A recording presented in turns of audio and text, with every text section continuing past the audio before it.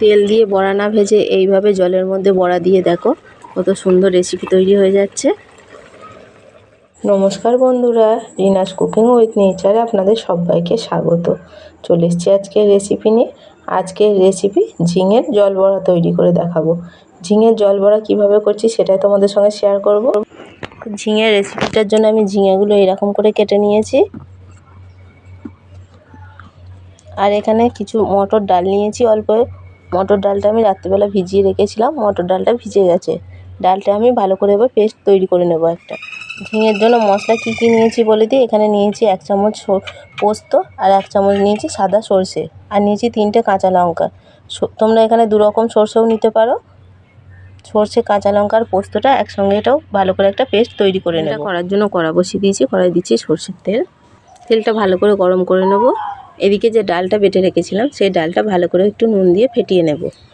তেল গরম হয়ে গেছে, ফোড়নে দিচ্ছি কালো জিরে। হয়ে গেছে, কেটে রাখা ঝিঙেগুলো দিয়ে দিচ্ছি।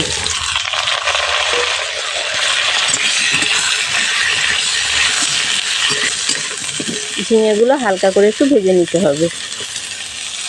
বহু পুরনো একটা ঝিঙের এই রেসিপিটা খেতে খুবই ভালো লাগে। গরমের দিনে তো কম তেল মশলা দিয়ে খাবার আমরা সকলেই খেতে পছন্দ করি। রেসিপিটা একবার বানিয়ে খেয়ে দেখতে পারো, দারুণ স্বাদের হয়।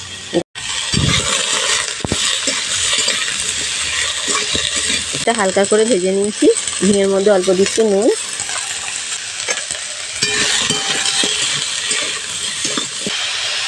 খুব সামান্য দিচ্ছি হলুদ। হলুদটা আপনারা নাও দিতে পারেন, হলুদ না দিলেও এই রেসিপিটা খেতে ভালো লাগে, এটা দিলে একটু দেখতে ভালো লাগে। তো ঝিঙেগুলো ভালো করে ভেজে নিয়েছি। অল্প দিচ্ছি জল, ঢাকা দিয়ে দিচ্ছি। ডালের মধ্যে অল্প দিয়েছি নুন দিয়ে ডালটা খুব ভালো করে আমি ফেটিয়ে নিচ্ছি। ঢাকাটা এবার খুলে নিচ্ছি।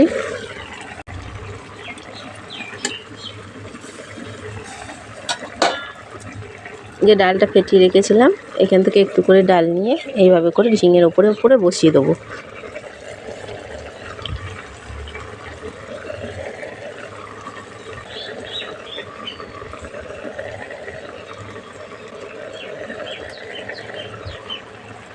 এই তপ্ত গরমে শরীর ঠান্ডা রাখতে, পেট ভালো রাখতে ঝিঙের এই রেসিপিটা অনবদ্য।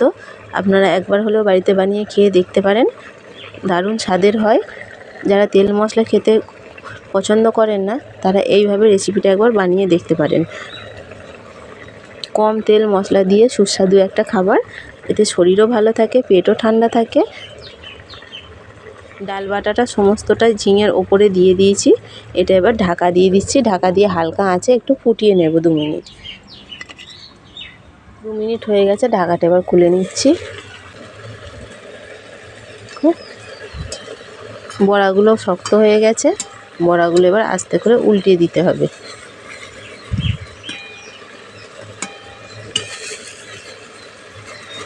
প্রত্যেকটা বড়াই শক্ত হয়ে গেছে, একটা বড়াও কিন্তু গলে যায়নি। দেখো প্রত্যেকটা বড়াই একদম গোটা গোটা আছে।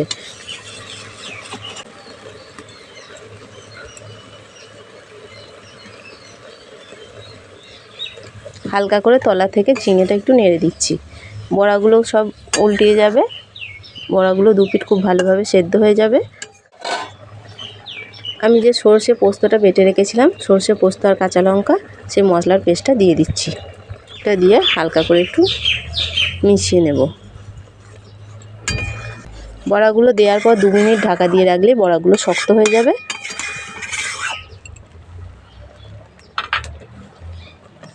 আবারও এটা 2 মিনিট ঢাকা দিয়ে দেবো। একদম হালকা আঁচে 2 মিনিট ঢাকা দিয়ে রাখতে হবে।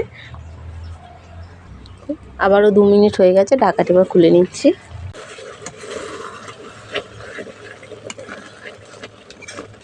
অল্প দিচ্ছি একটু চিনি, নিরামিষ রান্না।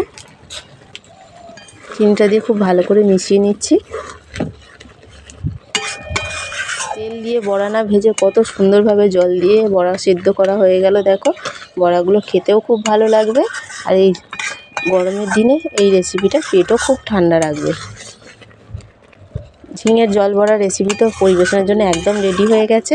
নামানোর আগে ওপর দিয়ে একটুখানি সর্ষের তেল ছড়িয়ে দিচ্ছি। এতে করে এই তরকারিটা খেতে আরও বেশি ভালো লাগবে। এটা এবার আমি নামিয়ে নিচ্ছি।